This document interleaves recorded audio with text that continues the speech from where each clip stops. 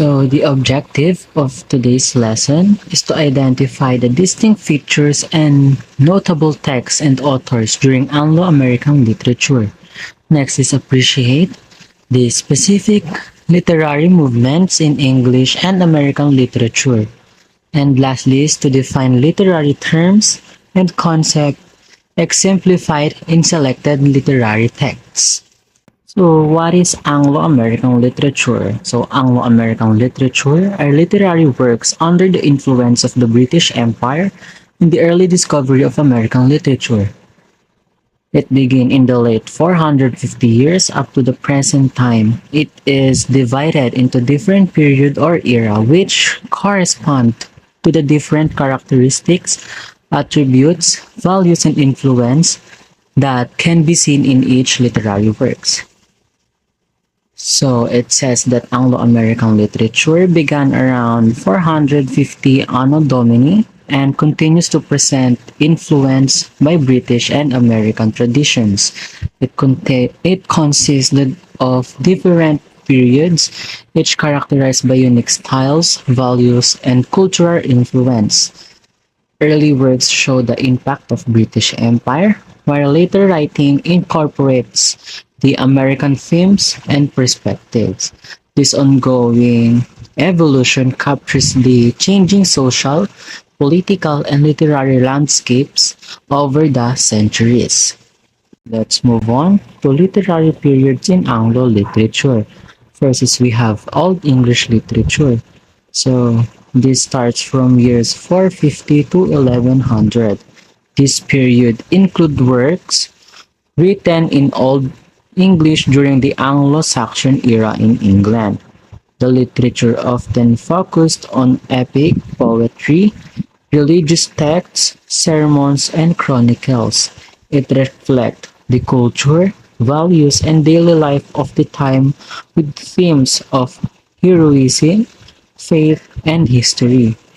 Notable works from this period include Woolf and various Bible translations. Middle English literature from year 1100 to 1500. In this period, religious literature continued to enjoy popularity and hagiographies were written, adapted, and translated. Genre/style, Romance, Bible translations. Sample literary masterpieces are the Canterbury Tales of Geoffrey Chaucer. Middle English literature, spanning from 1100 to 1500, was marked by the continued popularity of religious texts. Hagiographies, which detail the lives of the saints, were frequently written, adapted, and translated during this time. One of the most notable literary works from this period is Geoffrey Chaucer's The Canterbury Tales, a collection of stories that offers a vivid portrayal of medieval English society and its diverse characters. English Renaissance, from year 1500 to year 1660. A. Elizabethan and Jacobean period, year 1558 to year 1625. B. Late Renaissance, from year 1625 to 1660. The English Renaissance was a cultural and artistic movement in England, dating from the late 15th to early 16th century to the 17th century. The Renaissance was the rise of English theatrical drama. The English Renaissance, year 1500 to year 1660, was a significant cultural and artistic movement in England that spanned from the late 15th century to the 17th century. It is known for the flourishing of English theatrical drama, with the works of William Shakespeare standing out as the most notable contributions. A key example of Renaissance literature is Shakespeare's Romeo and Juliet period, Restoration Age, year 1660 to 1700, this era began with Charles II's return, reviving arts and drama. Literature often reflected societal and political changes, using satire to critique morality and human nature. Key writers include John Dryden and Apraben. Augustan literature, year 1700 to 1750, named after Emperor Augustus, this period emphasized reason, balance, and satire. Writers aim for moral lessons, clarity, with notable figures like Alexander Pope and Jonathan Swift critiquing society and human fallacies. Age of Sensibility, year 1750 to 1798, focusing on emotion and individual experience. This period celebrated nature and psychological complexity. Key authors included Samuel Johnson and Lawrence Sterne, who explored compassion and the human condition.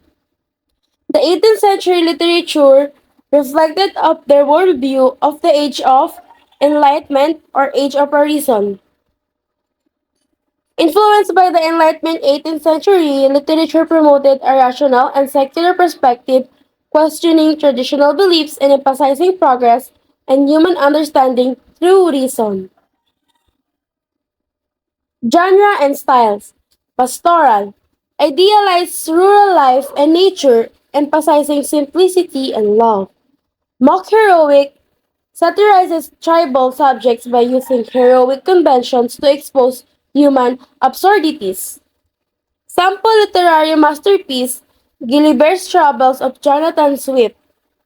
This 1726 novel follows Lemuel Gulliver's journeys using satire to critique politics and human nature. Swift explores them of folly, pride, and societal issues, questioning the Enlightenment belief in human perfectibility.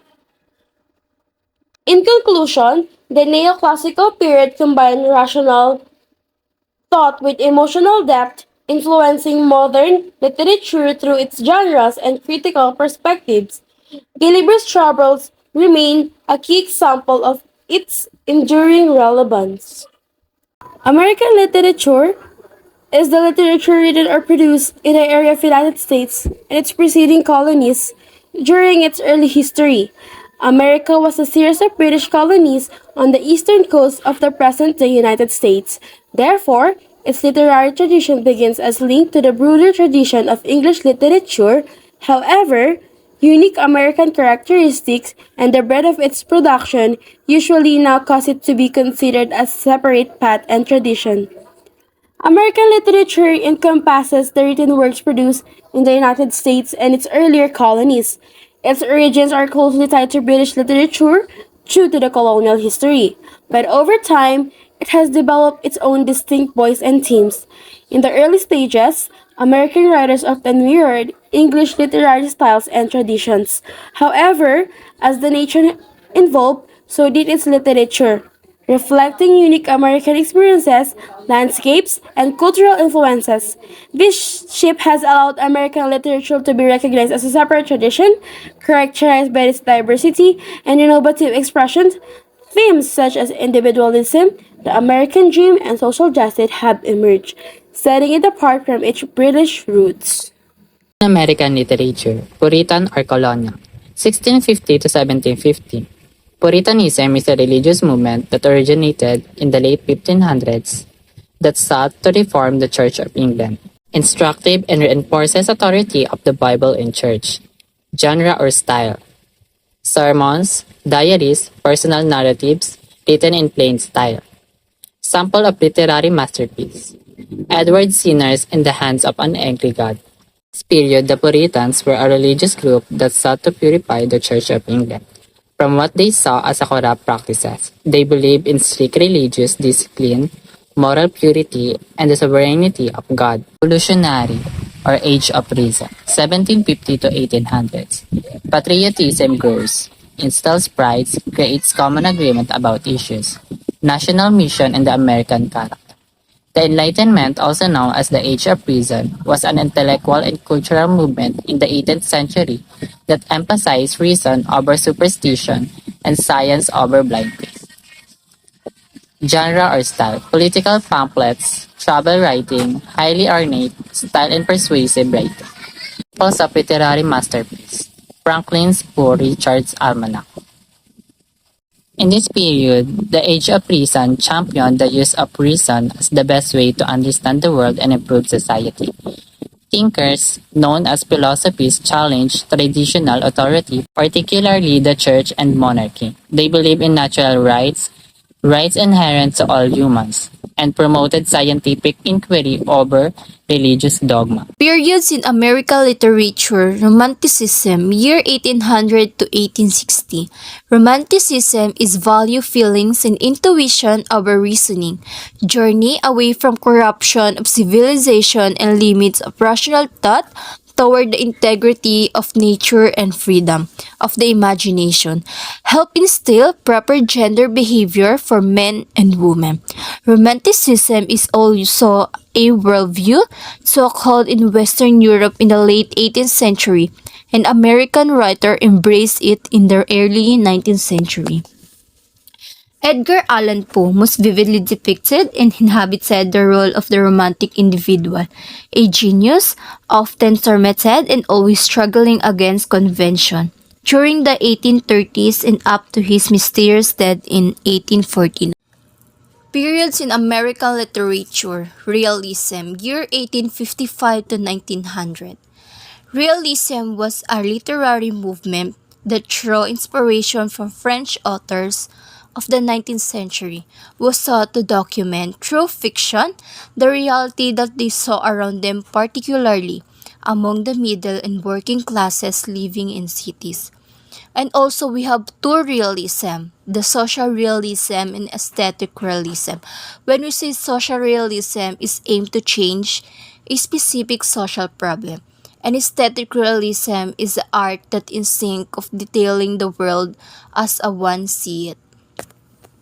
Samuel Clemens was a typesetter, a journalist, a riverboat captain, and an itinerant laborer before he became in 1863 at age 27. Mark Twain, he first used that name while reporting on politics in the Nevada Territory.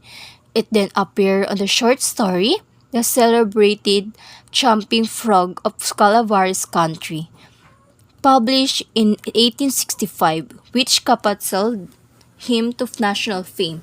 Twain's story was a humorous tall tale, but its characters were realistic depictions of actual Americans. Twain deployed this combination of humor and realism throughout his writing. The Modernism 19 to 1950. In pursuit of the American dream. Administration for the America as land of Eden. Optimism and the importance of the individual. Genre, style, novels, plays, poetry. A great resurgence after death of Whitman and Dickinson. Use of interior monologue, stream of consciousness. Sample literary masterpiece. Fitzgerald's The Great Gatsby. Modernism refers to a global movement in a society and culture that from the early decades of the 20th century taught a new alignment with the experience and values of modern industrial life. Postmodernism 1950 to present erodes distinction between classes of people, insists that values are not permanent but only local or historical. Mixing of fantasy with non-fiction blurs lines of reality for reader usually humorless. Genre, style, narratives, metafiction, and magic realism. Sample literary masterpiece. Miller's The Death of a Salesman. Postmodernism in a Western philosophy, a late 20th century movement characterized by broad skepticism, subjectivism, or relativism, a general suspicion of a reason, and an acute sensitivity to the role of an ideology in asserting and maintaining political and economic power.